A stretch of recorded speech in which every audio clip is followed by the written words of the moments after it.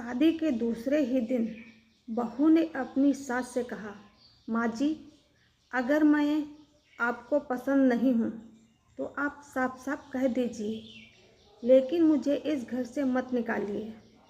यह सुनकर सास के हाथ से चाय का कप गिर गया और अगले ही पल उसने कहा। उसे सुनकर पूरे घर की सांसें रुक गईं। राजस्थान के एक छोटे से गांव में रामलाल का परिवार रहता था। घर बड़ा नहीं था, लेकिन उस घर में इज्जत और संस्कार बहुत बड़े थे। रामलाल की पत्नी सरस्वती पूरे गांव में सख्त सास के नाम से जाने जाते थे। गांव की औरतें अक्सर कहा करते थे, जिस घर में सरस्वती सास हो वहां बहू की जिंदगी आसान नहीं होती। सरस्वती का एक ही बेटा था, अभय। अभय पढ़ा लिखा, समझदार और अपनी माँ का बहुत सम्मान करने वाला लड़का था। जब अभय की शादी की बात चली तो पूरे गांव में चर्चा होने लगी। देखना सरस्वती अपनी बहू को कैसे रखेगी। आखिरकार अभय की शादी नैना नाम की लड़की से तय हुई। नैना शहर में पली बड़ी थी, लेकिन संस्कारों से भरी हुई थी। उसकी माता पिता ने उसे सिखाया था कि जहाँ भी जाओ उस घर को अपना घर समझना। शादी बहुत धूमधाम से हुई। ढोल नगाड़ों के साथ नैना पहली बार अपने ससुराल आई। घर में सब बहुत खुश थे, लेकिन सरस्वती का चेहरा थोड़ा सख्त ही था। नैना ने सोचा, शायद सासू माँ मुझे अभी समझ नहीं पाई। पहली सुबह नैना जल्दी उठ गई। उसने रसोई में जाकर चाय बनानी शुरू कर दी। इतने में सरस्वती भी रसोई में आ गई। उन्होंने थोड़ा हैरान होकर पूछा, इतनी सुबह क्यों उठ गई? नैना मुस्कुराकर बोली, माँ जी, घर की बहू अगर देर तक सोए तो अच्छा नहीं लगता। सरस्वती कुछ नहीं बोली, बस चुपचाप उसे देखती रही। दिन गुजरते गए। नैना हर काम पूरे मन से करती थी। घर साफ करना, खाना बनाना, सास की दवाई देना, सब कुछ। लेकिन सरस्वती का स्वभाव भी वैसा ही था।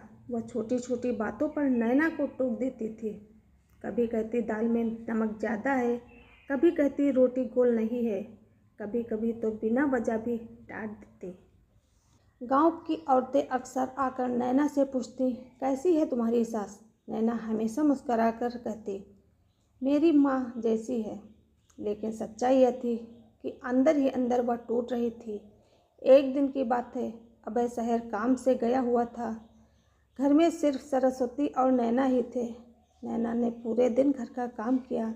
शाम को जब वह चाय लेकर आई तो सरस्वती ने गुस्से में कहा, तुमसे कोई काम ठीक से नहीं होता। नैना चुप रही, लेकिन उस दिन उसकी आंखों में आंसू आ गए। वह धीरे से बोली, माँ जी, अगर मैं आपको पसंद नहीं हूँ तो साफ साफ कह दीजिए, लेकिन मुझे इस घर से मत निकालिए। इतना सुनते ही सरस्वती के हाथ से चाय का कप गिर गया। कुछ पल के लिए घर में सन्नाटा छा गया। सरस्वती ने पहली बार ध्यान से नैना की तरफ देखा।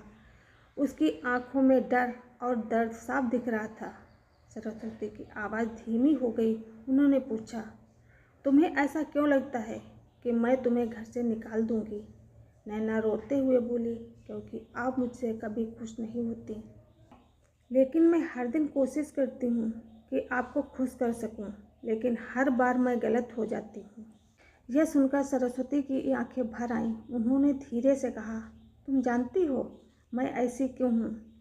नैना ने सिर हिलाकर कहा, नहीं। सरस्वती ने कुर्सी पर बैठते हुए कहा, जब मैं इस घर में बहू बनकर आई थी, मेरी सास बहुत सख्त थी।